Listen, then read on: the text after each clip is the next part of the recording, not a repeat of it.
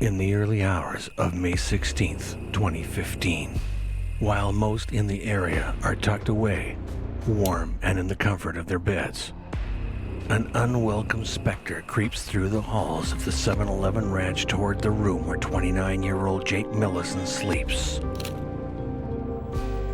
Little does anyone know, Jake is about to disappear without a trace. This is a small town. These things don't happen here. The local authorities are at a loss. It's like Jake Millison has just vanished into thin air. After days of unanswered calls, Jake's friends begin a frantic search for the jiu-jitsu enthusiast, but begin to fear the worst.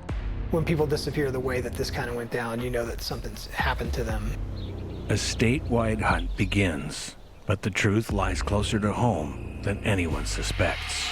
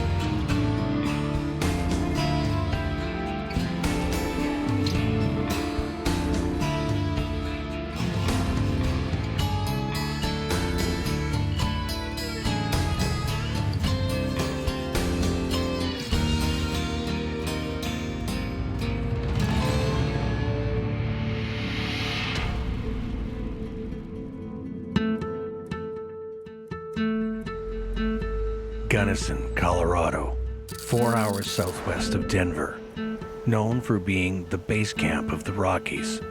This picture-perfect town of 6,600 souls is one of the state's best-kept secrets. Hunting, skiing, and snowboarding dominate the winter months, while hiking, boating, and mountain biking draw tourists in the summer. You know, when I lived in college here, I lived in houses where we didn't have a key to the house. It's that kind of a place. It's pretty safe. The crime rate's pretty low. I mean, I think the most crime that you deal with is domestic disturbances and stolen bikes. Several minutes outside of Gunnison, in Parlin, Colorado, is the 7-Eleven Ranch, a sprawling 700-acre property located on the western slope of the Rockies.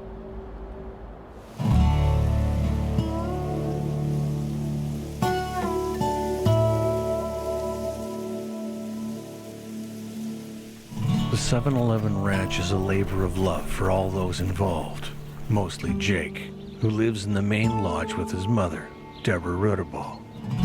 As a fit young man with an interest in jiu-jitsu and mixed martial arts, the bulk of the work falls onto his shoulders. Deborah begins working at the 7-Eleven Ranch in the late 1980s, after moving to the area from Ohio with Jake, her daughter Stephanie, and then husband Ray. It isn't long before Deborah falls in love with the ranch's owner, Marion Rudy Rudaball. Deborah divorces Ray, who moves to New Mexico, while she and the children stay in Gunnison.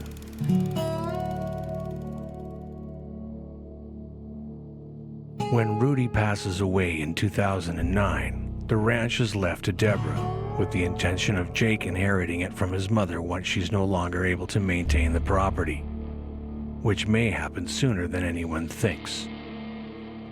Deborah's health has been rapidly deteriorating for some time.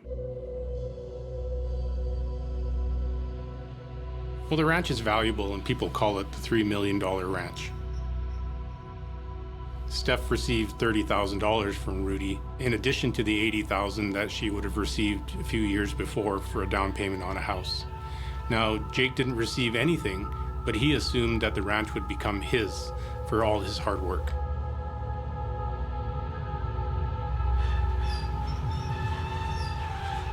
With Rudy gone, the 7-Eleven Ranch falls into a state of disrepair. The family sells most of their livestock and stops hosting hunting trips, which they've been holding to try to keep themselves afloat. They're barely scraping by. Needing all the help they can get, Deborah recruits Steph and her husband, Dave Jackson, to assist Jake. Being unable to offer a steady-paying job to a proper ranch hand, Steph offers horseback riding excursions for tourists, while Dave helps with the chores, much to his displeasure. Jake and Steph haven't really gotten along, very well in the past while, and that sort of translated over into his relationship with Dave. The only reason they all go to the ranch and they all work hard together is to support their mom, Deborah. Jake wants to leave the property behind, but struggles with his decision to do so. He doesn't earn an income for his work, so he's always on the lookout for odd jobs, not only to sustain himself, but the failing ranch as well. Jake picks up work cutting and selling firewood, and finds a part-time gig for a landscaping company. According to his family, he also allegedly sells psychedelic mushrooms and comes up with a plan to grow and then sell marijuana to college students. Jake relishes his free time. He enjoys camping, he collects motorcycles, and he continues training in jiu-jitsu. Like, he was very dedicated to training, and it's kind of interesting because I don't think he had a big athletic background prior to that. It was interesting to see him kind of get with the program and understand jiu-jitsu and get pretty good at it, actually. He had a good mind for it, which is, in jiu-jitsu, it's very strategic and very leverage-based. Sometimes people who don't seem initially like they're going to be very athletic or good at it kind of have a knack for it, and that was Jake.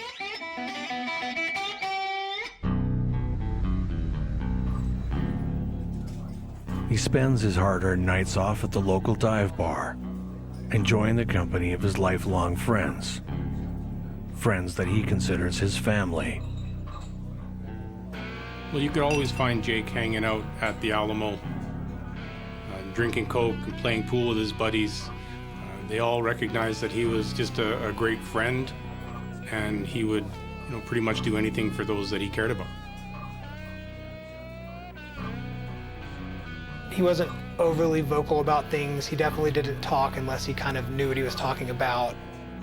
It wasn't somebody to kind of project or have a lot of bravado. As he got more into the gym, he did open up more and was more talkative and stuff like that. But I think, what most of his friends would say about him and what I knew of him is he was a reserved guy. But nonetheless, he came off as really intelligent. He was a very curious person, and so I think he was really into things like podcasts and educating himself, and he was a really smart guy.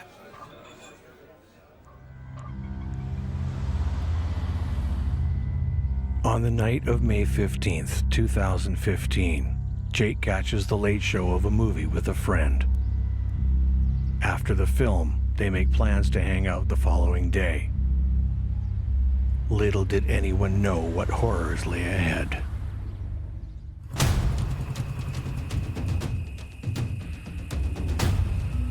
Jake returns home to the place made up of his very blood, sweat, and tears. He heads into his room through the quiet lodge, where he relaxes for a few hours.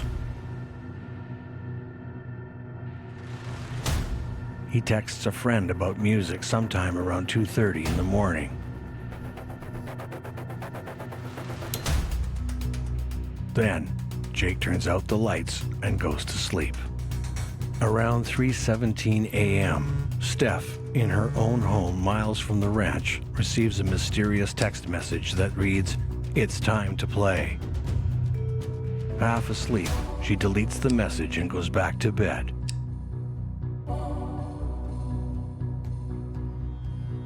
In the early morning hours of May 16th, 2015, while the rest of the household slumbers, an unwelcome specter creeps down the halls of the 7-Eleven ranch with one thing on their mind: ending Jake Millison's life. Like a ghost passing undetected through the halls, the unknown assailant finds their way into Jake's room, where he sleeps peacefully. Once inside, they draw their weapon, aiming it square at Jake's head, ready to take his life. But a misstep against the creaky wooden floors causes Jake to stir. As his eyes adjust to the room, it becomes painfully clear there's someone else inside the room with him. Someone with a gun.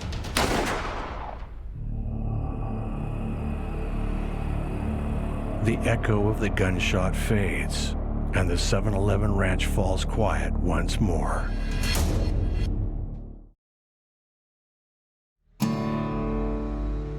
Gunnison, Colorado. Population of just over 6,600. The small town and its surrounding counties are mostly comprised of blue-collar workers. Farmers and ranchers who know the true meaning of a penny saved is a penny earned. Jake Millison is among this group, ranching alongside his mother Deborah, his sister Steph, and her husband Dave. To make ends meet, Jake also cuts wood and allegedly sells mushrooms, since the ranch doesn't provide him with an income until he inherits it. The day of May 16th, 2015, Jake Millison has plans to meet up with his friends, taking a much-needed reprieve from being one of the only workers at the 7-Eleven ranch, where he lives with Deborah. But when Jake doesn't show, his friends begin to worry. They've been a pretty tight-knit group of friends ever since Jake convinced Deborah that homeschooling wasn't for him. So when he doesn't show up, they know it's not like him and they believe something is wrong.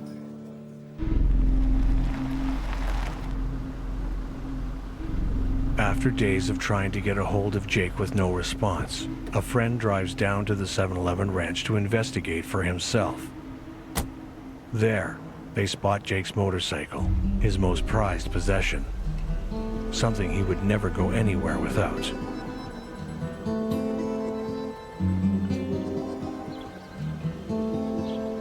Jake's friend finds Deborah in the horse corral, working harder than ever before.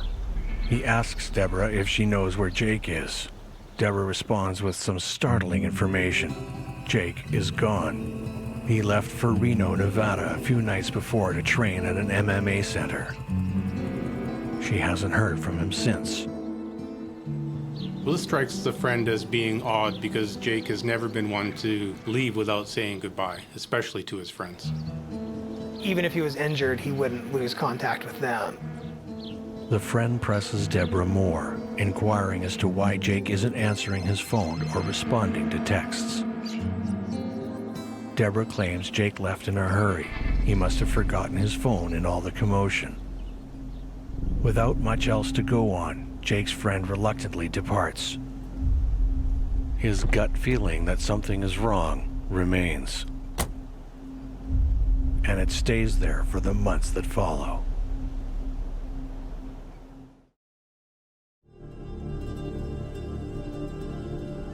Jake's friends call the 7-Eleven ranch regularly, refusing to give up on Jake. But Deborah's answer is always the same. She tells them she'll let them know when she hears from him. Judging by what happened here, they were about as good of friends as you could possibly ask for. I mean, the things that they did and the way that they went above and beyond is, I've never seen anything like that. And I mean, I just hope that I have friends that are that loyal to me, you know? Months pass. Jake's friends continue to call Deborah looking for updates, but get nowhere.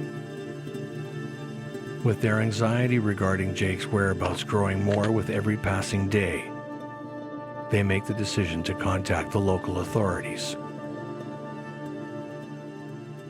Well, this really isn't an open and shut case. There's so much more beneath the surface that needs to be discovered. So they have a very specific set of circumstances that need to fall into place. With respect to accepting missing persons reports, likely Jake's mother would have been responsible for making that report, and if she's not prepared to make it, then they don't have an official complaint. You know, we have several guys who are in law enforcement that train at the gym, and so When we got worried enough, those guys were kind of the ones to make the calls and to use more official channels, hopefully to get a better result, which unfortunately I don't think really did much. Investigators call the ranch and speak with Deborah, but Deborah tells them the same information as she tells Jake's friends. She isn't concerned for his whereabouts because, according to her, he's not missing. Jake's friends refuse to believe Deborah's statement. They know their friend better than anyone. Jake's friends demand a missing persons case be opened and that an investigation into Jake's disappearance get underway immediately. But police tell them that isn't possible. Only Jake's family can open one. And with Deborah's insistence that Jake is fine, that's simply not in the cards.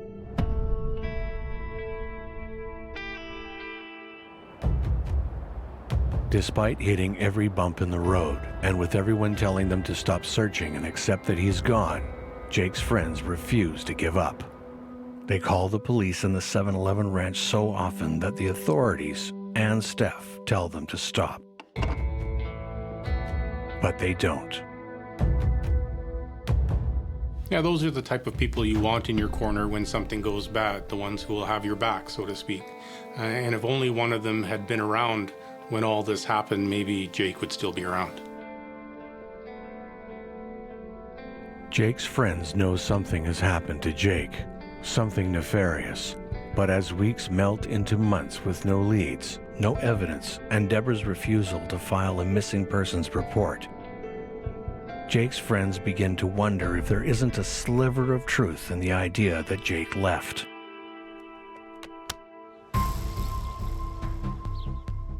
In this particular case, Deborah is not prepared to report Jake missing to the police because she doesn't believe he's in any danger. She doesn't want to start an investigation. I just don't think anybody took this thing serious initially, and that was very frustrating. I know that Jake's friend group was extremely frustrated because they knew something was wrong, and they were positive and they were right.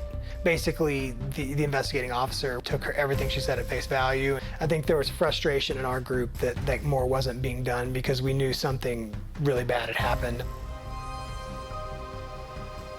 Jake's friends remain vigilant, even as they try to live as normal a life as possible while dedicating every free moment in their quest to find their friend. They document everything they see and hear, including motorcycles that look similar to Jake's, hopeful that one of the leads will eventually pan out.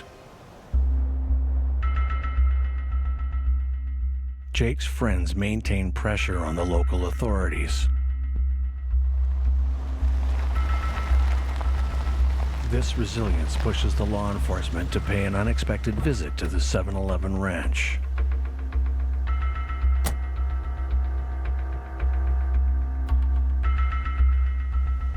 Deborah reiterates that Jake left of his own free will, that nothing suspicious is happening at the ranch. She says leaving on a whim and disappearing without a trace is common for Jake.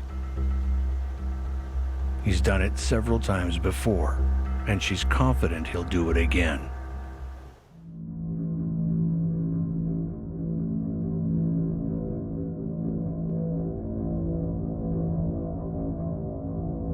Jake's friends admit that it's plausible Jake would leave the ranch to travel elsewhere. He's done it before, when working on a commercial fishing boat in Alaska. However, they maintain he would never leave without telling them. Well, his friends find it hard to believe, knowing Jake the way they do, that he would ever leave without saying goodbye, and that's the one sticking point for them. With nothing else to go on, local authorities let the case fall at the wayside. Jake's friends slowly begin to accept this hard reality, the past 3 months breaking the toughest of spirits.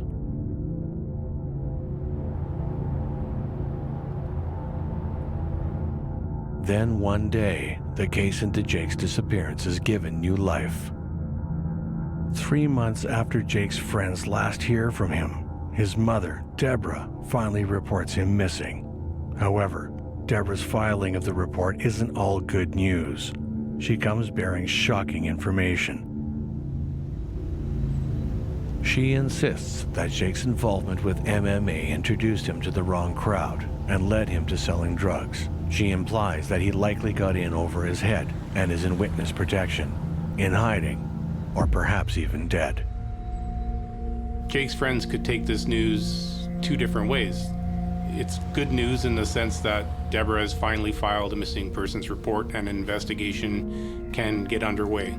On the other hand, there's information that's brought forward that to them doesn't seem at all like the person they knew in Jake, and they find that very disturbing. She sort of posited that he had become involved through the gym with a bunch of negative influences and that he was maybe even selling drugs or something like that. It was kind of hilarious because, you know, we have students in almost every law enforcement branch in the county training with us. It just felt like we were being slandered by people who don't know us. Even with Deborah's startling revelations, Jake's friends are quick to dismiss Deborah's illegal substances claims. They know their friend. He didn't do drugs. Instead of dwelling on Deborah's statement, they focus their efforts on starting the Where is Jake Millison Facebook page, encouraging others to submit tips or any other information that may be useful, no matter how big or small.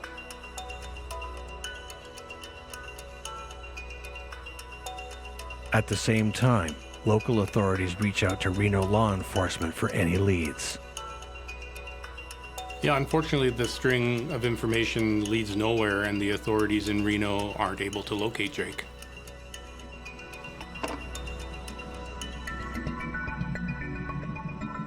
The Facebook page grows in popularity, with hundreds of tips coming in.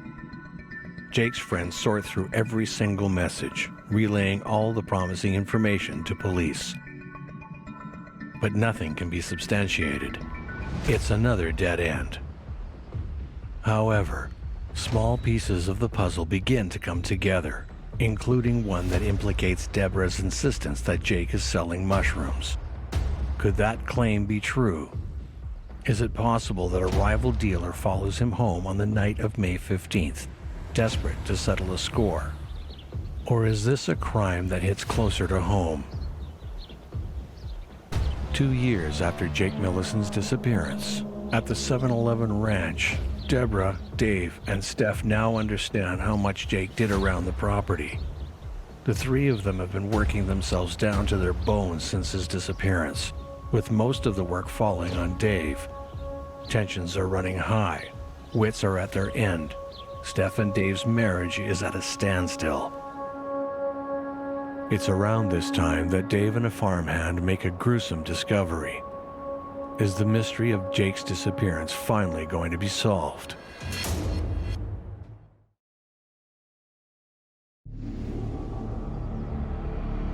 The last time friends see Jake Millison is the night of May 15th, 2015. His friends worry for his well-being, but Jake's family claims he's run off without a trace before.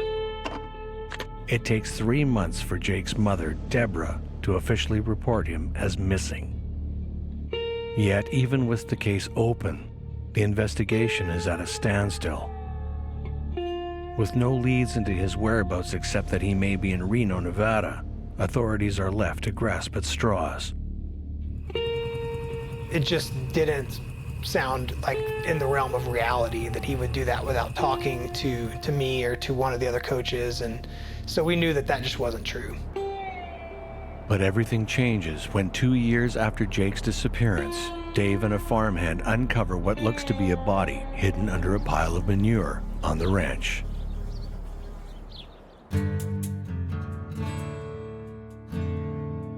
When the couple bring their findings to Deborah, she tells them it's nothing more than a dead mountain lion, an illegal kill of Jake's that she's been hiding to avoid trouble from the police, as Jake doesn't have a license. Dave is quick to agree with everything Deborah says and encourages his wife to follow. Their main concern is the ranch, and they want nothing more than for their business to succeed. They decide to move the remains to another location and to not involve the authorities.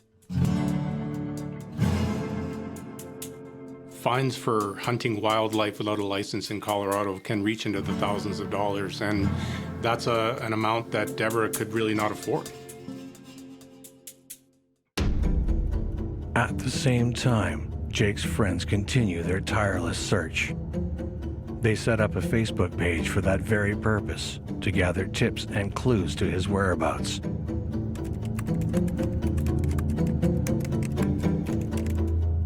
Unfortunately, nothing they forward to police can be substantiated until they stumble upon a photo that changes everything.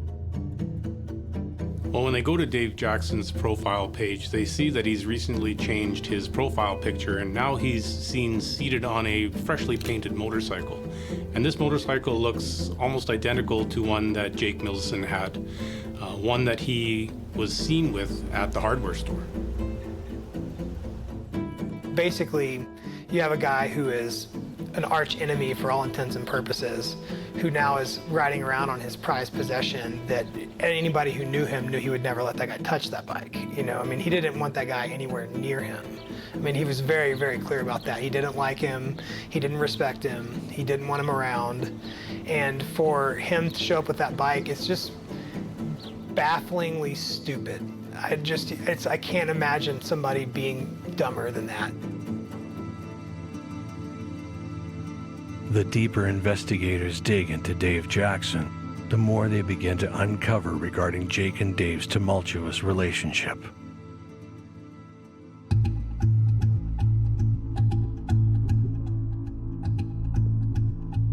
An incident report filed by Jake details his account of a day in 2013 when tempers flared between Dave and himself.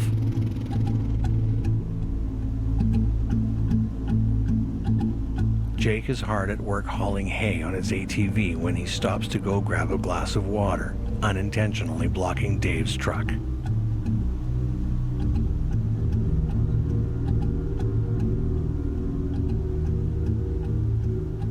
Jake reasons that he'll only be gone for a minute, so he thinks nothing of it. However, upon his return, Dave is livid, claiming that Jake is blocking his truck on purpose. The two men have a screaming match.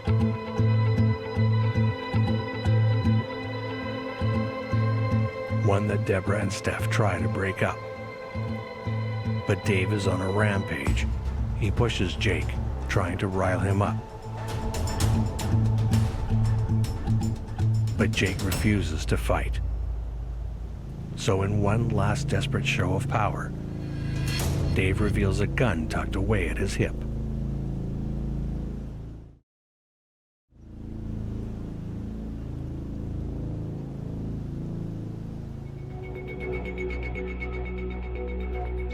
That very afternoon, Jake files an order of protection against Dave, essentially banning him from the ranch. However, Jake withdraws the complaint days later, aware that he's unable to tend to the ranch by himself. As much as they don't get along, Jake needs Dave's help. Deborah makes a rule from that point on. The two men are not allowed to be within close proximity of each other. This seems to do the trick for a while. But the tensions between the two men never truly dissipate. Instead, they fester, building into a hatred so deep that Jake's friends don't bat a lash when they discover evidence that suggests Dave may have had something to do with Jake's disappearance. The motorcycles, the past altercations, now we have a clear motive. Did Jake flee after getting involved with the wrong crowd? Could Jake's alleged stint of selling mushrooms have put him in the crosshairs of a rival dealer? Is it possible that Jake subdues his attacker, thanks to his extensive MMA training, and buries the body somewhere in the vast 700 acres of the 7-Eleven ranch? Then, under the veil of night, he leaves everything behind, fearful for his life and the life of his friends.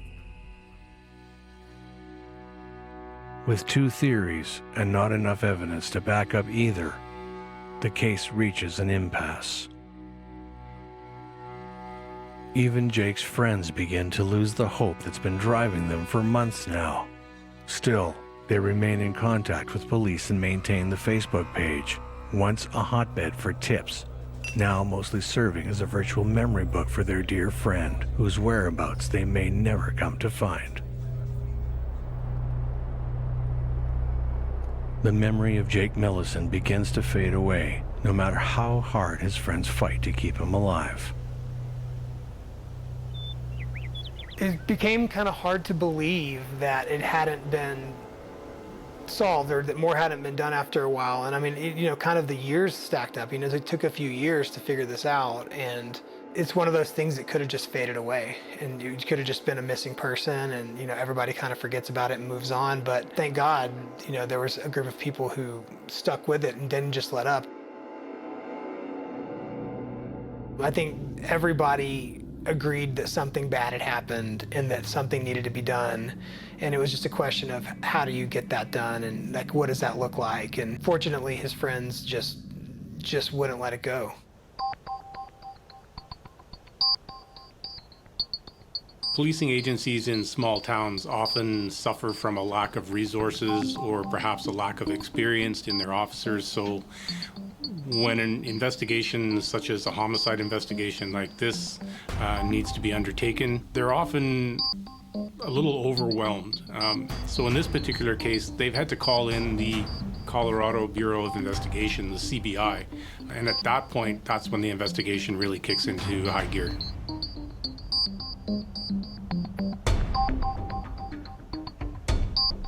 Jake's friends maintain contact with the CBI in their investigation, with one agent telling them that they can't reveal much, only that their patience will be rewarded soon. Finally, in July of 2017, more than 2 years after Jake's disappearance, a search warrant is executed for the 7-Eleven ranch. Search teams and cadaver dogs scour all 700 acres of the 7-Eleven ranch, with one mission in mind: find Jake Millison. Jake's friends wait with bated breath, the culmination of years of searching for their missing friend possibly over should the teams find something. And find something they do. It isn't long before one of the cadaver dogs brings attention to a freshly dug hole near the horse corral. Investigators secure the scene, then they begin to dig. They uncover remains wrapped in a plastic tarp, the same remains found by Dave and moved by he and his wife Steph. Authorities quickly confirm that the body doesn't belong to a mountain lion. The family advises authorities that the skeleton is a mountain lion that Jake had presumably killed. A forensic pathologist would be able to defer that quite quickly. There are certainly some clear differences here. But whose body is it? The unknown assailant's or Jake Millison's?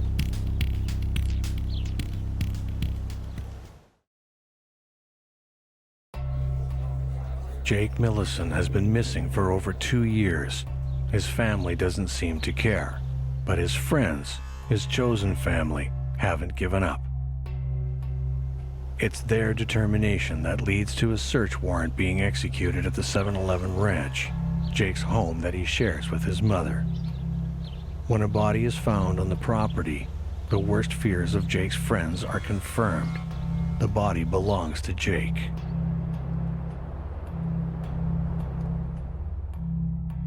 Authorities tell the family the news. Steph, Jake's sister, seems to take it the hardest, though it's only a month or two before her husband Dave stumbles upon what Deborah claims is a mountain lion buried under the manure pile in the horse corral. A fact they fail to mention to investigators until later.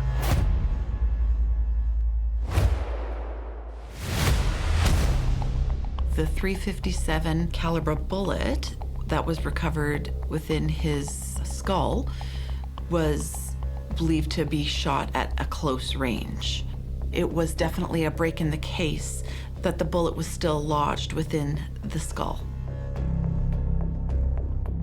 When investigators were at the scene, they recovered a revolver that matched using the .357 bullet.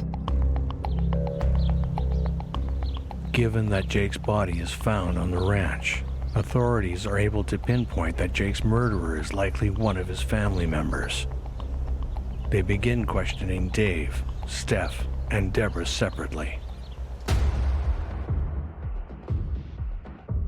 The CBI circles Dave, the tension between him and Jake, the altercation where Dave brandishes a weapon, and the fact that Dave's been seen around town driving Jake's motorcycle seems to make him their main suspect. But Dave is adamant he has no involvement. The scenario of Dave, potentially sneaking into the ranch and killing Jake can't be substantiated. The same goes for the theory of a rival drug dealer. Really, they have no evidence to proceed any further, and they're really at a standstill. Even with the discovery of Jake's body and a possible suspect within their grasp, the case remains unsolved.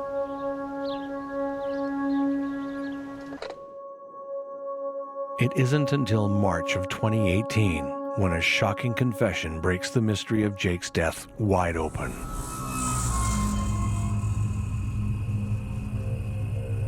No one could anticipate what happens next.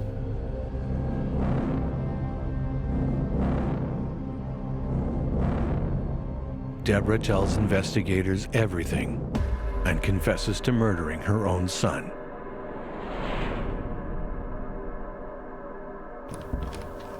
Deborah returns home the night of May 15th, 2015, after a full shift at her day job, only to discover the task she's asked Jake to do is incomplete.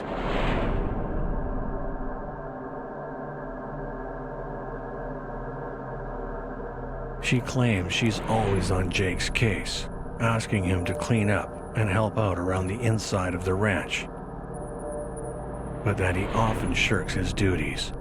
This incomplete task is her last straw. Deborah snaps.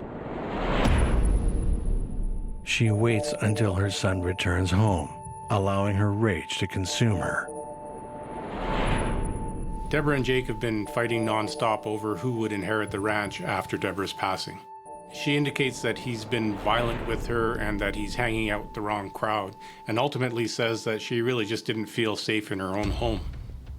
Deborah ultimately made the decision to take Jake's life.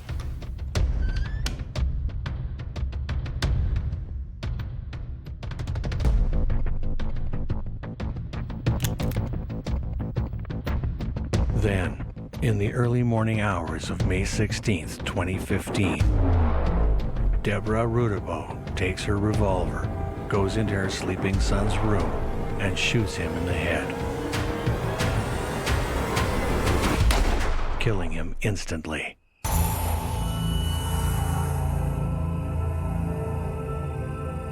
She claims to have then wrapped his body in a plastic tarp and dragged him outside, where she uses tow straps and a winch attached to an ATV to drive him out to the body's original location, under the manure pile in the horse corral.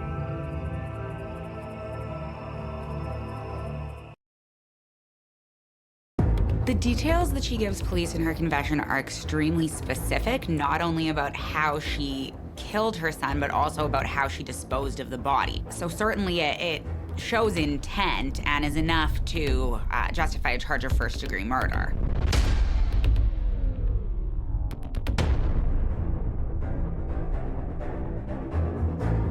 Investigators believe they have their murderer, but her story leaves others questioning her motives. She wasn't a big lady. Jake was, 175, 170 pounds. It just doesn't seem to me like a frail older woman is going to be able to do those things by herself. She underwent gallbladder surgery 9 days prior. She's claiming that 9 days post gallbladder surgery, She murdered her 170-pound MMA fighting son, Jake, and moved his body all by herself. It's inconceivable that that's actually what happened. Even Jake's father, Ray Millison, tells police that no matter how bad the situation may have been, he couldn't see Deborah killing her own son. With Deborah's health failing by the hour, is it possible she's protecting the actual murderer?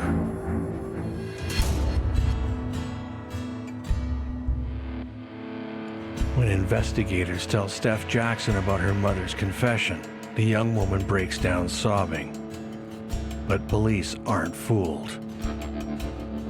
Police find a social media post made by Steph around the time of Jake's murder, saying, "Have you been woken up with such awesome news you wanted to run outside screaming?" That post, along with a failed polygraph test, give investigators the leg up in the case that they've been looking for. In this case, the CBI becomes involved, and an agent testifies in court that while Deborah didn't have anything to gain from Jake's death, Stephanie did because she would gain control of the ranch.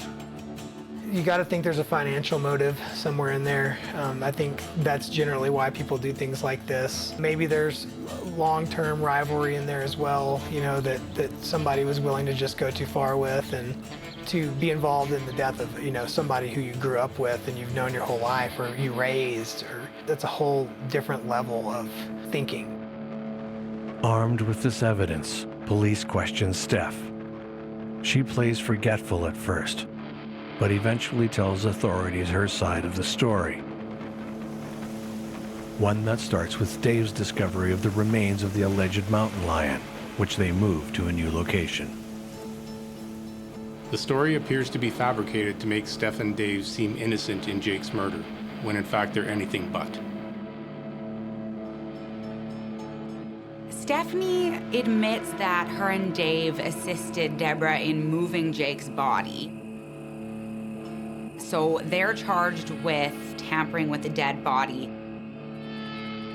In late 2019, more than 4 years after Jake Millison's disappearance, his mother Deborah, sister Stephanie, and brother-in-law Dave all face charges relating to his murder.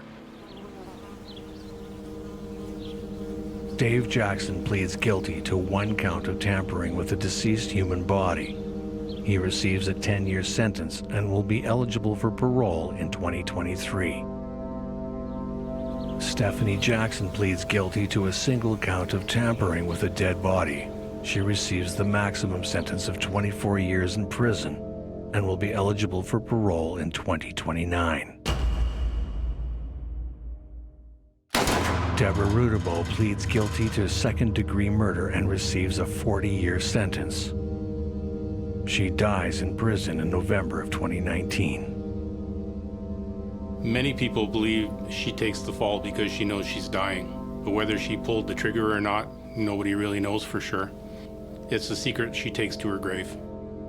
I could see a world where a mother, upon losing one child in violent circumstances, might still protect the other child and might still want to ensure that that child has some life left.